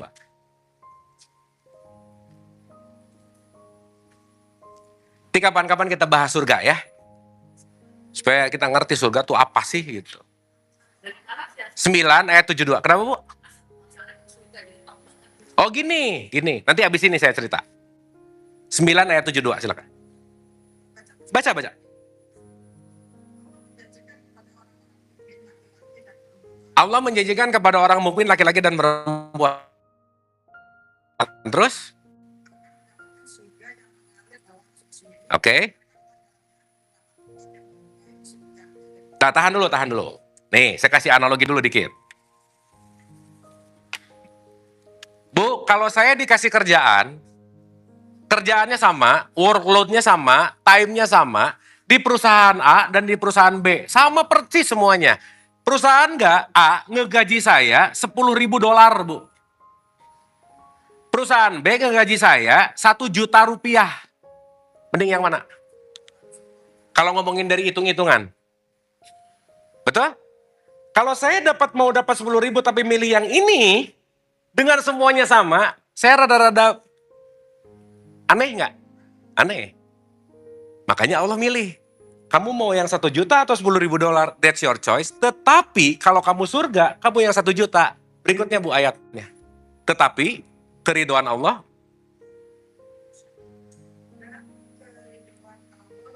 Dan keridhaan Allah lebih apa? Berarti keridhaan Allah lebih besar dari surga nggak kira-kira? Jadi ibu mending dapat surga, mending dapat ridho Allah. Nah gitu maksudnya. Cuman anak TK nggak bisa mikir gini gitu. Paham nggak, Bu? Makanya kenapa anak-anak TK, anak-anak SD, pemula selalu sistemnya punish and reward. Nah, kalau kamu sholat, nanti mama kasih permen. Dia mau sholatnya mau permennya. Tapi seenggaknya jadi disiplin dulu, betul nggak? Bagus buat good starting. Makanya surga. Tapi baru muncul ayat ini. Setelah kamu mulai dewasa, sadar bahwa surga jangan lagi jadiin tujuan. Karena kenapa? Ridhoku lebih tinggi dari surga. Gitu loh, Bu. Paham ya? Jadi yang nyari surga benar atau salah? Gak bisa. Tergantung level pemahamannya. Cuman harapan saya kajian ini jangan di level TK mulu gitu maksud saya. Masa nyari surga mulu sih, Bu? Gitu kira-kira. Ya.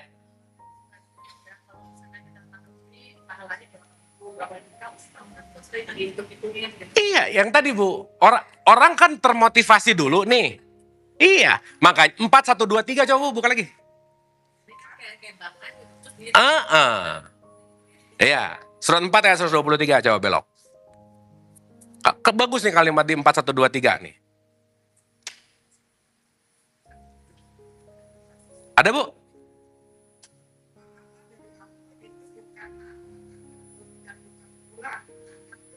Tuh, di situ juga Quran ngomong pahala itu bukan angan-angan kamu, angan-angan ahli kita, bukan.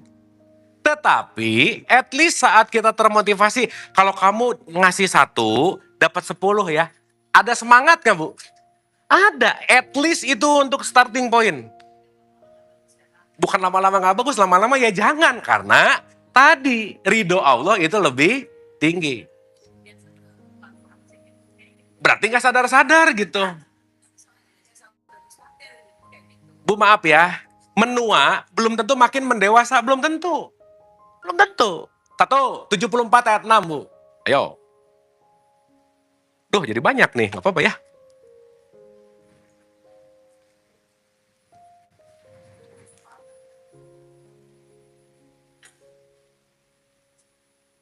dan janganlah engkau mengharap maksud oleh balasan. Ayo gimana? Janganlah kamu memberi dengan maksud memperoleh balasan lebih banyak. Berarti waktu kita ngasih ngarep aja, udah nggak jadi ridho Allah. Tapi anak TK nggak ngerti ini gitu. Belum nyampe. Nah, kamu kasih nanti dapat 10. Iya, udah. Paham. Oh ternyata ngasih bukan untuk transaksi. Masuk ke level ridho gitu kira-kira. Itulah fungsinya jadi paham. Satu lagi 76 ayat 9. Bu. Terakhir, dah. Udah ini sampai asar nggak beres-beres kita. 76 ayat 9. Sambil berkata, sesungguhnya kami memberi makanan kepada hanyalah karena mengharapkan keistimewaan Allah. Tuh, ujungnya kamu mau ngasih apapun termasuk ngasih makan hanya untuk mencari ridho Allah. Lanjut. Kami tidak mengharap balasan dan terima. Kami tidak mengharap apa, Bu? Dan apa? Ayo, ada nggak sekarang yang gini? Begitu ngasih, orangnya pergi aja. Langsung ngedumel. Makasih aja enggak, gitu. Berarti nggak ridho namanya. Tapi, untuk nyampe ridho, perlu ada transaksi dulu nggak? Iya, pasti. Karena kita lahir dalam dunia transaksi dulu awalnya.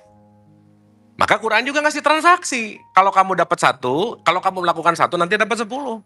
Untuk apa? Motivating supaya nanti levelnya ke level ridho, gitu kira-kira. Oke? Jadi saya punya analogi baru nih. Ibu-ibu mau ngaji di level transaksi atau di level ridho, yang mana? Nah udah, mending di situ kita mainnya. Jangan transaksi mulu gitu. Tapi kalau orang yang masih bertransaksi boleh nggak? Boleh, terserah.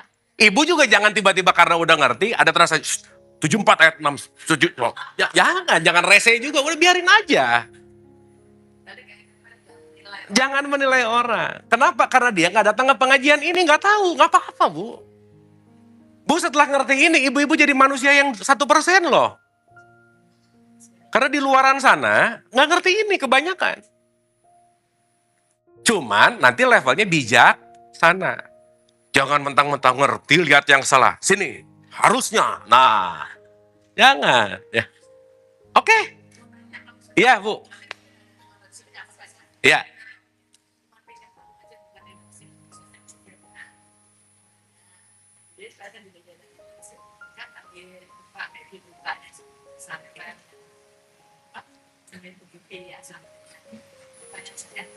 Kalau kita masuk punya anak keluarga, saya mereka sudah mengerti sedikit. Gimana ya maksudnya? Sih dasarnya si bapak itu supaya bisa berprofesi dan ditaklifi dan diikuti satu. Keduanya, makanya lagi kita punya tim kan, kok timnya nggak ada yang self kritik atau self develop gimana ya? Ya, gini Bu. Gini. Sok Ibu buka. Paham. Surat 2, 269 coba buka. 2, 269. Nih, supaya kita nggak tertipu sama figur gitu. 2 Al-Baqarah 269. Jauh di bawah, Bu. Kalau bisa sih Quran yang bisa nulis-nulis langsung sih. Ada nama aplikasinya My Quran, bagus tuh. Silakan, Bu. Dan memberikan hikmah kepada siapa yang dia kehendaki. Terus Allah memberikan hikmah kepada siapa yang dia kehendaki. Terus Sesungguhnya dia telah memberikan banyak-banyak Terus pelajaran kecuali orang-orang yang mempunyai akal. Allah memberikan hikmah, hidayah, pengetahuan, kesadaran kepada orang yang lulus pesantren, nggak tulisan di situ, Bu? Nggak ada. Jadi nggak ada jaminan mau pesantren, mau non pesantren, mau kiai, non kiai, semuanya hikmah kata kuncinya bukan pada figurnya gitu. Waspada. Ya, mesti bilangnya ke mereka kamu jangan kalau akalnya gitu. Ya gini Bu, membicarakan sesuatu ke orang lain yang paling terbaik adalah tunjuki dengan perilaku. Itu yang paling terbaik. Kasihlah contoh. Iya kan, makanya ditemenin, dikasih tahu, diajak mikir, dicontohin, ditemenin, diajak mikir, dicontohin. Jadikanlah dia untuk bisa mau sama kita gitu kira-kira. Ya sekarang kan kalau anak-anak mulai TK, SD, SMP kan oke lah ya. Tapi kan kalau udah mulai ke situ kan udah ininya udah oke nih. Dia harus bilang, saya bilang, ya. Betul. Berarti kalau dia harus bisa bilang enggak, ibunya juga harus gitu. Karena saat ibunya people pleaser nggak bisa bilang enggak, anaknya pasti ngikutin gitu. Tadi Bu, mau pimpinan pesantren kayak mau terserah. Ya, nggak ada celah yang tidak bisa dimasuki sama setan tuh nggak ada Bu. Betul. Maka kata kuncinya bukan pada figurnya. Kata kuncinya pada filternya gitu. Makanya, saya mau nanya, Nabi Muhammad lulusan pesantren mana? Nggak ada Bu. Tapi bisa jadi nabi gitu. Artinya, ini bukan mendiskreditkan, bukan. Karena kata kuncinya adalah bukan lembaganya, bukan personnya. Tapi ini nih quality-nya gitu. Lingkungannya. Ya, kalau udah jadi satu figur otoritas gimana Bu? Satu vibes gitu. Kan kita nggak tahu. Gitu sih Bu. Jadi kata kuncinya adalah start dari diri aja udah. Sementara gitu Bu jawabannya. Jadi maksud saya jangan ketipu sama figur. Titik. Ya kalau gitu saya tutup pakai satu statementnya Imam Ali Bu. Nih statementnya Imam Ali bagus banget. Imam Ali selalu bilang gini. Saat apapun konteksnya gitu ya. Dia bilang gini. Undur mankola wala tandur mankola. Jangan melihat siapa yang ngomong, tapi lihat apa yang diomongin. Titik. Karena siapa dan apa, dua hal yang berbeda. Saat kita tahu, meskipun kita nggak suka sama orangnya, tapi omongannya oke, ikutin. Jangan sampai kebencian kita sama subjek, kita tidak mendengarkan objek pembelajarannya. So, hati-hatilah terhadap figur gitu kira-kira. Oke Bu? Sip ya? Cukup ya? Paham? Paham nggak ini? Oh sip, mantap. Alhamdulillah. Kita tutup doa sebentar. Al-Hadiniyah Al-Fatihah. Auzubillah. Bismillah. Iyyaka na'budu wa iyyaka nasta'in ihdinas siratal mustaqim.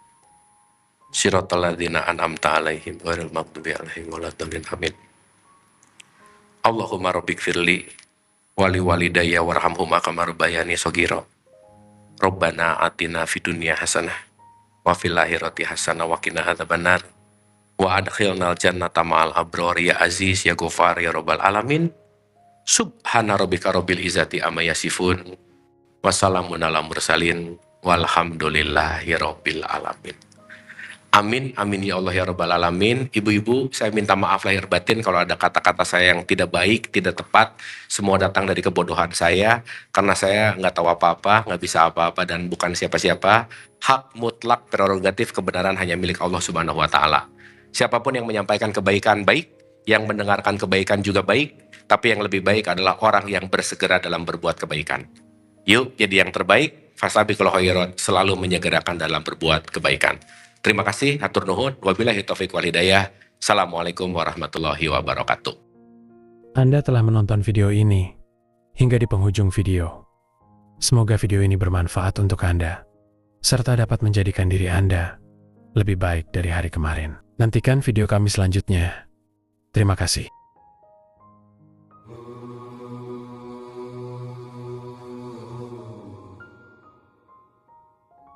Bukan dari Adam, Hawa, taman surgawi atau Firdaus. Tempatku tidak bertempat, jejakku tidak berjejak. Baik raga maupun jiwaku, semuanya adalah kehidupan kekasihku.